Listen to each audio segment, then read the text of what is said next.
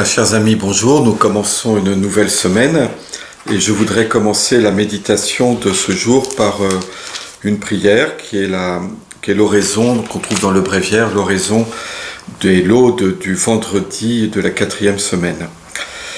Voilà, au nom du Père, du Fils et du Saint-Esprit. Amen. Seigneur notre Dieu, ouvre nos cœurs à l'intelligence des Écritures, afin que nous portions témoignage à ton Fils qui est mort pour nous et qui vit avec toi et le Saint-Esprit pour les siècles des siècles. Amen. Voilà, nous demandons au Seigneur qu'il ouvre nos cœurs à l'intelligence des Écritures.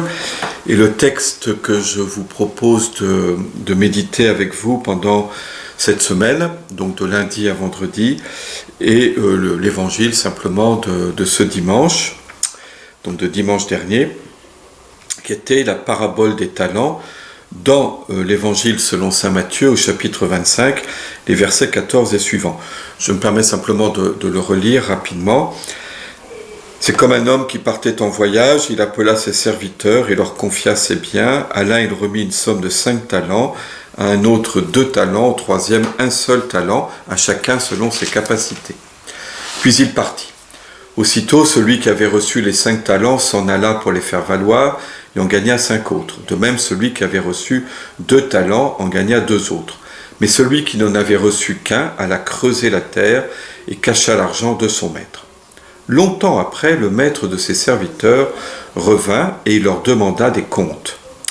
Celui qui avait reçu 5 talents s'approcha, présenta 5 autres talents et dit « Seigneur, tu m'as confié 5 talents, voilà, j'en ai gagné 5 autres. » Son maître lui déclara « Très bien, serviteur bon et fidèle, tu as été fidèle pour peu de choses, je te confierai beaucoup, entre dans la joie de ton Seigneur. » Celui qui avait reçu 2 talents s'approcha aussi et dit « Seigneur, tu m'as confié 2 talents, voilà, j'en ai gagné 2 autres. » Son maître lui déclara « Très bien, serviteur bon et fidèle, tu as été fidèle pour peu de choses, je t'en confierai beaucoup, entre dans la joie de ton Seigneur. » Celui qui avait reçu un seul talent s'approcha aussi et dit « Seigneur, je savais que tu es un homme dur, tu moissonnes là où tu n'as pas semé, tu ramasses là où tu n'as pas répandu le grain. J'ai eu peur, et je suis allé cacher ton talent dans la terre, le voici, tu as ce qui t'appartient. » Son maître lui répliqua, « Serviteur mauvais et paresseux, tu savais que je moissonne là où je n'ai pas semé, que je ramasse le grain là où je ne l'ai pas répandu. Alors il fallait placer mon argent à la banque, et à mon retour, je l'aurais retrouvé avec les intérêts. Enlevez-lui donc son talent, et donnez-le à celui qui en a 10. Car à celui qui a, on donnera encore, et il sera dans l'abondance, mais celui qui n'a rien se verra enlever même ce qu'il a. Quant à ce serviteur bon à rien, jetez-le dans les ténèbres extérieures, là il y aura des pleurs et des grincements de dents. » On va toujours un peu effrayer ces grincements de dents. Voilà. Alors, pour aujourd'hui, je voudrais méditer avec vous simplement à partir de ce premier verset. C'est comme un homme qui partait en voyage. Dans plusieurs paraboles, Jésus met en scène ainsi un maître, le maître d'un domaine ou un roi qui s'en va, qui part et qui tarde à revenir. Simplement dans les textes qui précèdent notre texte d'aujourd'hui, nous avons la parabole de l'intendant qui est digne de confiance, qui est un intendant, le texte dit serviteur, mais il s'agit bien d'un intendant, pas simplement d'un domestique, fidèle et sensé, à qui le maître a confié la charge des gens de sa maison. Et puis, il part en voyage, et donc la parabole dit « Heureux ce serviteur que son maître, en arrivant, ça veut dire qu'il est parti, trouvera en train d'agir ainsi. » Donc voilà, un maître qui confie toute la charge de sa maison à un intendant et qui part en voyage. Et que se passera-t-il à son retour ? À la suite, c'était l'évangile du dimanche précédent. Alors nous avions la parabole ce qu'on appelle des vierges sages et des vierges folles. Il ne s'agit pas ici d'un maître qui est parti, dont on attend le retour, mais de l'époux. Mais c'est pareil, c'est la même idée. L'époux tarde. la nuit devient interminable, les heures passent, et toutes ces jeunes filles s'endorment. Et ici donc, cet homme qui part en voyage. Derrière ça, il y a l'idée que Dieu s'est comme absenté du monde. C'est un sentiment que nous pouvons avoir. Dieu est silencieux. Dieu est comme absent. Voilà. Dieu, personne ne l'a jamais vu, dit saint Jean dans le prologue de son évangile. Alors nous croyons qu'il n'en est rien. Nous croyons que Dieu est bien présent au monde. Il est présent par sa providence. Dieu ne s'est pas retiré en laissant ensuite le monde qu'il a créé simplement aller de travers, comme nous le voyons, et lui étant complètement ailleurs, absent. Dieu est bien présent au monde qu'il a créé.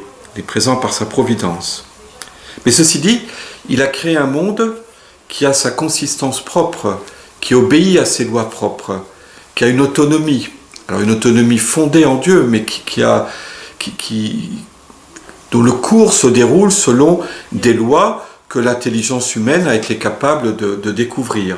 Dieu n'intervient pas sans cesse dans le monde. Il intervient parfois, ce sont les miracles, mais sinon, il respecte le cours du monde. Et puis pour nous, dans nos propres vies, Dieu nous a créés libres. Et notre liberté a une réalité, a une consistance. Dieu ne nous manœuvre pas.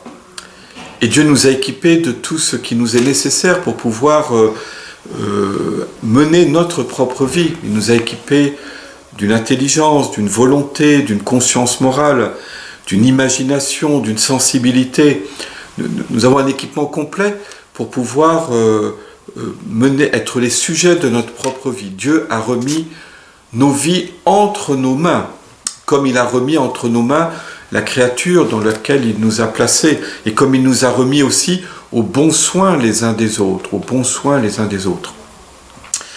Donc cette absence apparente de Dieu, du monde, n'est pas une indifférence, Dieu ne s'est pas retiré, mais il nous laisse la place pour que nous puissions exister, pour que nous puissions vivre, pour que nous puissions mener notre propre vie. Mais il nous demandera des comptes à la fin. Nous verrons cela dans une prochaine méditation. Cette question du silence de Dieu, de l'absence de Dieu, devient particulièrement difficile et problématique et même tragique face au mal, et en particulier au mal dans son expression la plus forte, au mal radical. C'était une très grande question au lendemain des grandes tragédies du XXe siècle, déjà au lendemain de la Première Guerre mondiale. Comment se fait-il que des pays chrétiens comme l'Allemagne, comme la France, aient pu ainsi s'entraîner dans un tel enfer avec ces centaines de milliers de morts, ces destructions, avec des guerres à échelle industrielle, et puis ensuite cette réplique épouvantable de la Première Guerre mondiale, qui a été la Deuxième Guerre mondiale, avec ses idéologies, ces entreprises de destruction systématique, au moins d'un peuple, qui est le peuple juif dans la Shoah. Je pense ici au livre classique que vous connaissez peut-être d'Elie Wiesel, prix Nobel de la paix, Elie Wiesel, récemment décédé, enfin récemment il y a quelques années, et dont le premier livre décrit son expérience d'adolescent emmené en camp de concentration qui s'appelle La Nuit. Et dans La Nuit, il y a une scène qui a particulièrement marqué, qui est celle de la pendaison d'un adolescent, et c'est devant tous les déportés rassemblés, et cette question où est Dieu? Voilà. Où est Dieu à ce moment-là?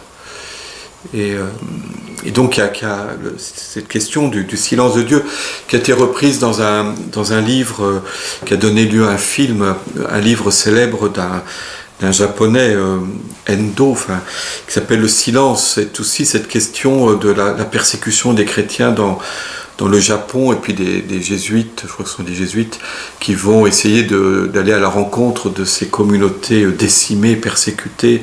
Et pareil, c'est la question du silence de Dieu face à ces drames et à ces tragédies qui est posée. Pour nous chrétiens, nous n'avons pas de réponse, pas d'explication, si ce n'est si ce n'est le fait que Dieu lui-même, dans la personne de Jésus, est venu habiter le propre silence de Dieu. C'est comme si Dieu, sur la croix, le Christ avait fait l'expérience du silence de Dieu. Mon Dieu, pourquoi m'as-tu abandonné? Il est venu comme Dieu est comme venu habiter de l'intérieur le mal, la souffrance et son propre silence. C'est un grand mystère que nous pouvons simplement contempler. Mais voilà, nous croyons à la fois que Dieu est bien présent à sa création, en même temps, voilà, sa présence n'est pas sensible et qu'il est apparemment silencieux, comme cet homme qui était parti en voyage, comme cet époux qui tarde à venir, comme ce maître qui laisse au bon soin de son attendant l'ensemble de tout son domaine. Le texte dit très précisément, on dit « Il appela ses serviteurs, il leur confia ses biens ». Le texte grec est plus fort que ça. Il leur dit « Il leur transmettra tous ses biens ». Il leur transmit tous ses biens, comme si vraiment ces biens étaient désormais les leurs. La création nous est confiée, notre propre vie nous est confiée, et nous sommes remis aux bons soins les uns des autres. Voilà, nous arrêtons sur ce point, et nous continuerons donc cette méditation